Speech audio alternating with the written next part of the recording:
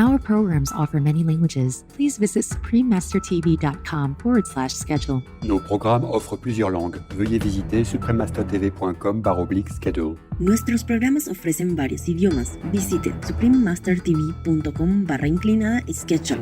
Unsere Sendungen bieten viele Sprachen. Gehen Sie auf suprememastertv.com/schedule.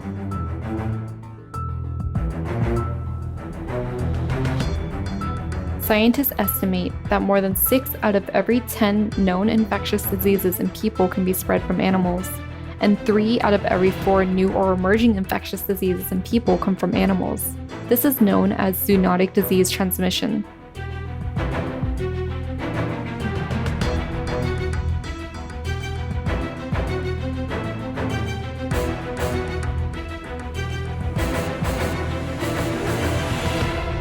Continue watching to find out more.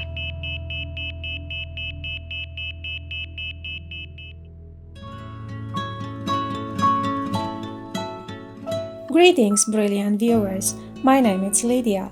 The people of picturesque Montserrat wish that your days are filled with vitality and spiritual upliftment.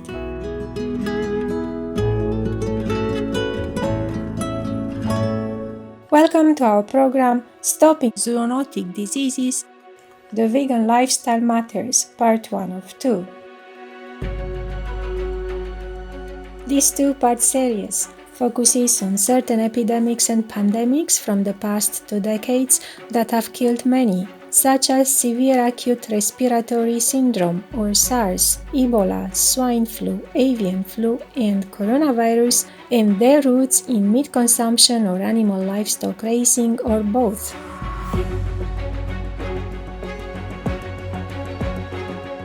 We also cover how a plant-based diet is the best way to minimize zoonotic diseases or infectious diseases caused by the transmission of germs between animals and humans.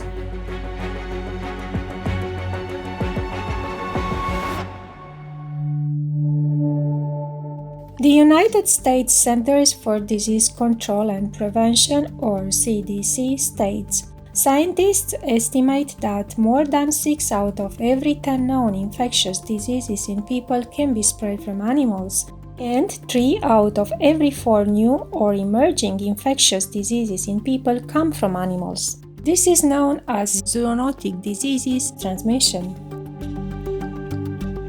The CDC defines an epidemic as the number of cases of a transmittable disease arising suddenly above the expected level in a given population within a short period of time. A pandemic is an epidemic that has spread over several countries or continents, usually affecting a large number of people. Organisms, including humans, rely on their immune system to protect them from an intrusion of infectious agents such as viruses, bacteria, fungi, parasites, and arthropods that reside in human, animal, or environmental reservoirs. When a person's immune system is not strong enough to eliminate these invaders from the body, he or she is a susceptible host. Eventually, a person can become sick and starts to show the disease's symptoms and can pass it on to others.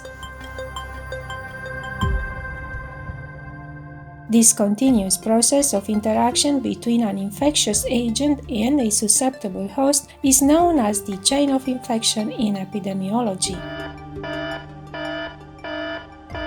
Normally, if an intervention is effectively implemented in time, the chain of infection can be stopped. Interventions include eliminating the source of the transmission, preventing the entry of infectious agents, and increasing one's immunity. If the root of the problem is ignored, infectious diseases can spin out of control.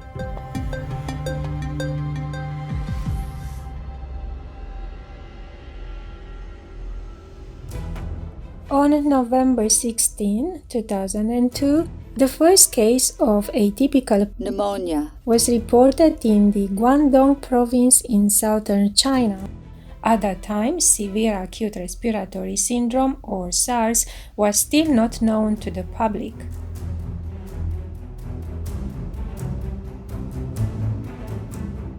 After reports of SARS outbreaks in Aulac or Vietnam, Canada, Hong Kong, and Taiwan or Formosa, the World Health Organization or WHO issued a global alert for the condition in March 2003. By the end of 2003, SARS had spread to 29 countries and regions, with 774 of the 8,000 plus infected globally succumbing to the disease.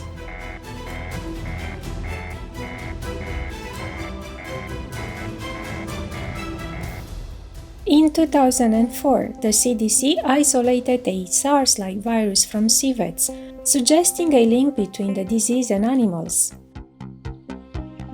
The association between civets and humans was also discussed in an emerging infectious disease journal article published in 2005. Epidemiologic investigations examined 4 cases of SARS identified in the winter of 2003 to 2004.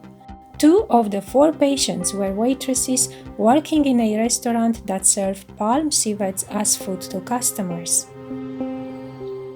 It was found that sequences of SARS-associated coronavirus or SARS-CoV from the 2 patients and 6 palm civets from the restaurant were identical, indicating an interspecies transfer of the virus. WHO notes the current thinking is that the pathogen likely originated in bats, jumped to civets, and then moved to humans.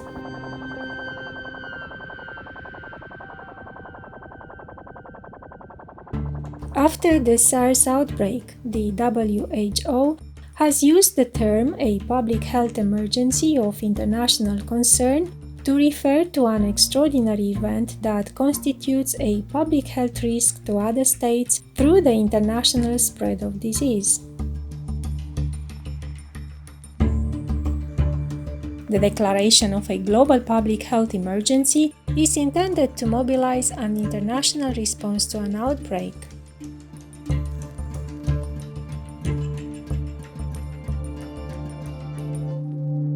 Since this framework was introduced in 2005, it has only been declared 6 times, and 4 of those events have one thing in common. The culprit of the swine flu, or H1N1 in 2009, the 2014 to 2016 Ebola and 2018 Ebola outbreak in Africa, and now the coronavirus, was the migration of germs from animals to humans.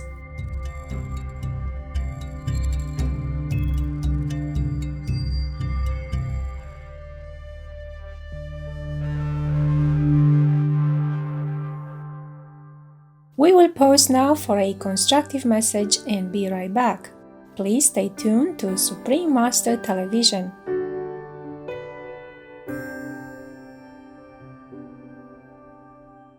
Welcome back to our program, Stopping Zoonotic Diseases, The Vegan Lifestyle Matters, Part 1 of 2.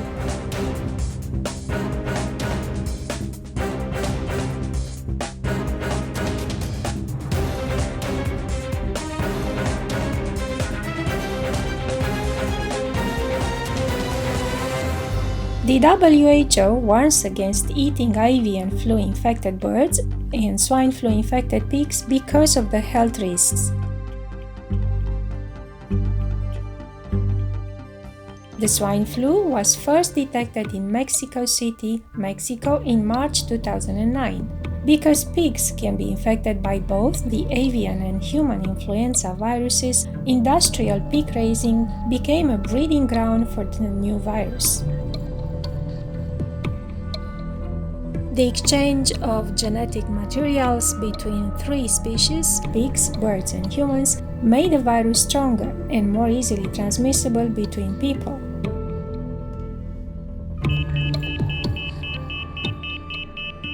Similarly, the Ebola outbreak, which was caused by the Ebola virus found in fruit bats in African rainforests, was linked to bushmeat hunting and eating.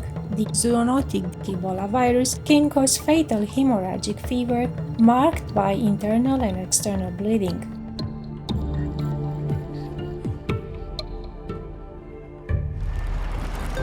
An article from the journal Nature, published in 2017, suggests that deforestation also played a part in intensifying the outbreak due to shrinking habitats, which increased the chances of humans interacting with fruit bats.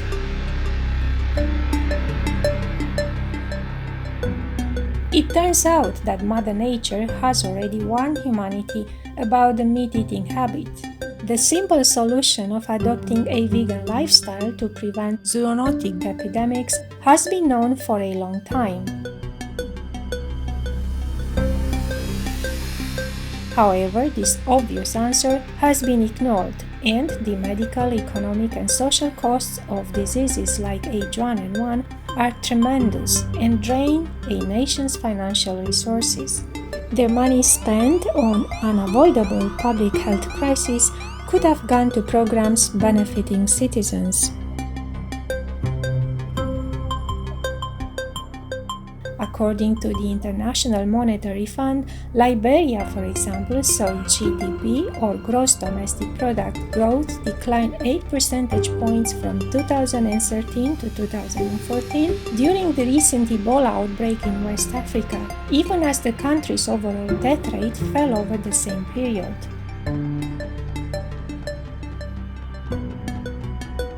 Eating meat and animal livestock raising increases the chance of cross-species infection. However, they are not the only reasons. The underlying cause of humans getting infected by illnesses goes deeper than that.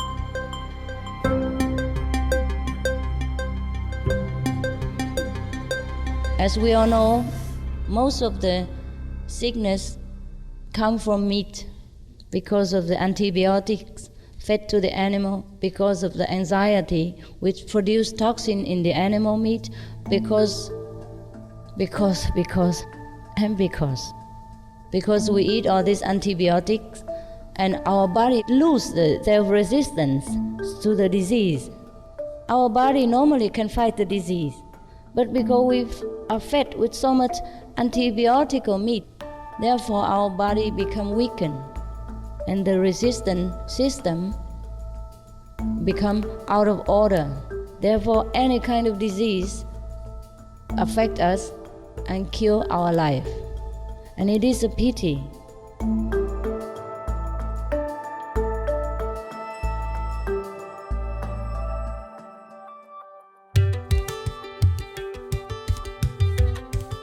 Scientists have found that antioxidants such as vitamin E, vitamin C, beta-carotene, selenium, copper, and zinc have roles in maintaining immune function. This means that a diet that is rich in antioxidants can regulate one's resistance to bacteria, viruses, and parasites. And a plant-based diet is exactly what we need.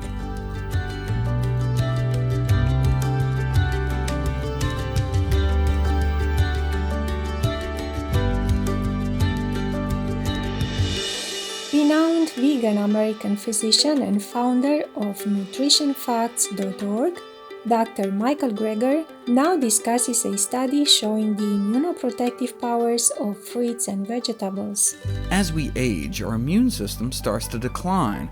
That's why when you hear infectious disease advisories, they often list those at greatest risk include infants, the immunocompromised, and the elderly, because the elderly are, to some extent, immunocompromised.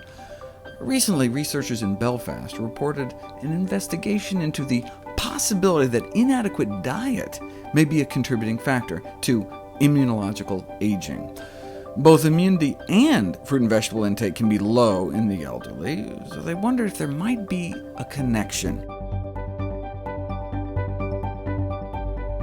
So they rounded up 83 volunteers between 65 and 95 years of age, and randomized them into the control group following their pitiful 2 or fewer servings of fruits and vegetables a day diet, versus the experimental group that were told to consume at least 5. They did this for a month before they were due for their pneumonia vaccine. The experimental group didn't quite hit 5 daily servings, but at least they did better than the control group. Here's what happened when they were given Pneumovax. Here's the immune response in the control group. They were injected with pneumonia bacteria vaccine. Their immune systems should have gone crazy making antibodies to fight off the perceived invader, and they tried their best. But this is the group that was on almost 5 servings of fruits and veggies every day for the prior 4 weeks. Influenza and pneumonia constitute the 7th leading cause of death for our elderly.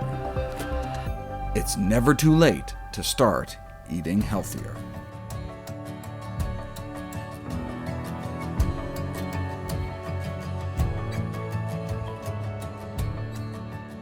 Please join us on Saturday, April 25th for Stopping Zoonotic Diseases, The Vegan Lifestyle Matters, Part 2 of 2, when we will cover the coronavirus disease and recommended protection tips from experts.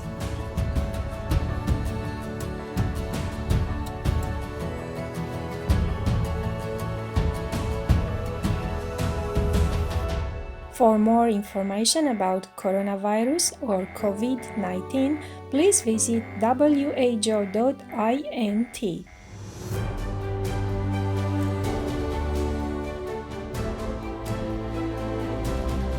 Radiant viewers, thank you for your company on today's program. Up next, it's The Life of Lord Mahavira, the 6th year of his ascetic spiritual practice, Part 1 of 2, on Between Master and Disciples, right after noteworthy news. May you and your loved ones feel recharged by nature's healing energy.